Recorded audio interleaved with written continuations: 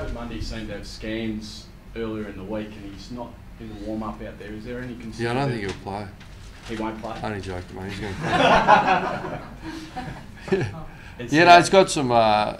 he had a migraine. He gets migraine, so he's got a migraine. So he trained early in the week. He trained on... What's today? Friday. Yeah, so he trained Wednesday. And then, yeah, so he's been a little bit... Migraines, they occur, so that's why he won't train. Yeah, we expect him to play. I'd be really disappointed if he didn't play. With Dawson ready to go, is it a chance to rest McFarlane? Does he need a rest at this point of the season? Or? Yeah, I don't know. I'm not sure.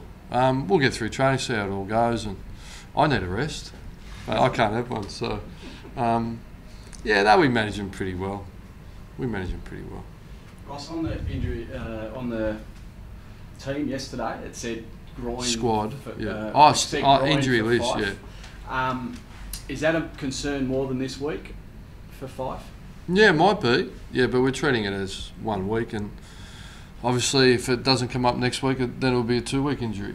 Does it make sense? Yeah. Is it a tear, or is it... I mean, he's had a couple of scans. Yeah, I think he tore it off the bone.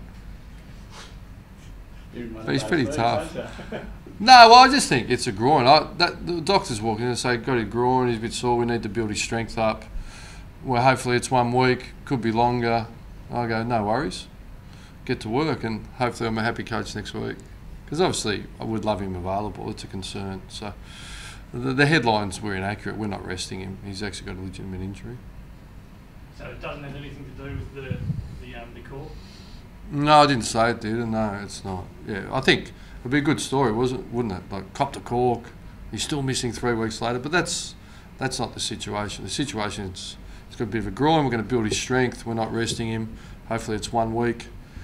But if it needs to be 2, it'll be 2. If it needs to be 3, if it needs to be 6 weeks, that's what I said to the doctor. If it needs to be 6, we'll be 6, but we're optimistic that hopefully it's less rather than more.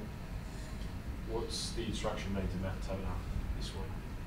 Yeah, I told him he's out the team early in the week, and Clancy Pearce. So he just needs to go and train well. We don't think he's been at his best, putting his best foot forward. We know he's a lot better than that. So he's a wonderful young player but that happens with young players, they go up and down. And there's not too many key forwards.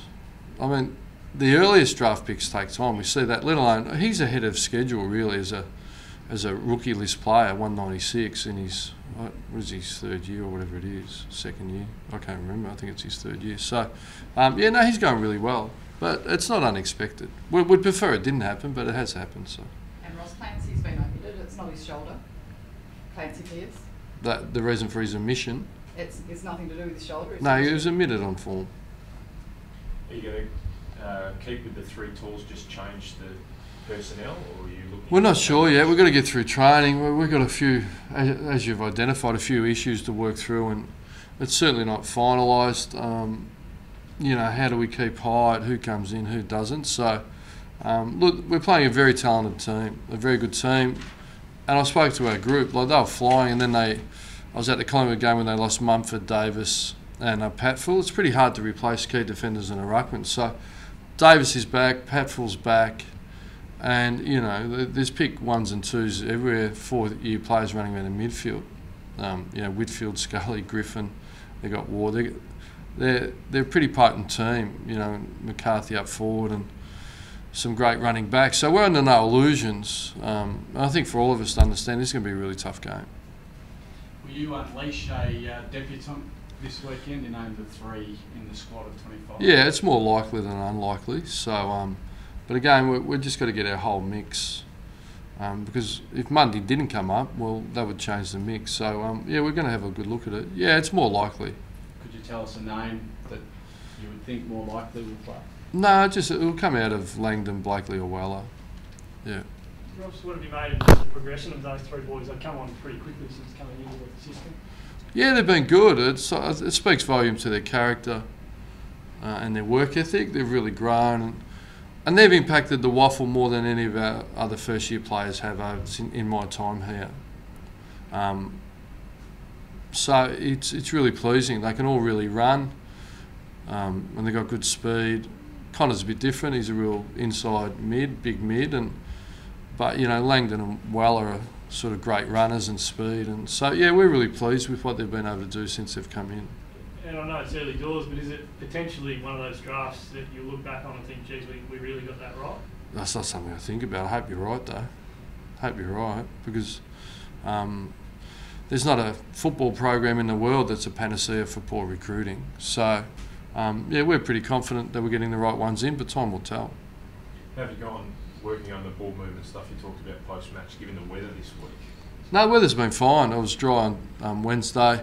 It's pretty good out there now. Yeah, it's a good point. We'd like some good conditions. So, yeah, look, we're working on it.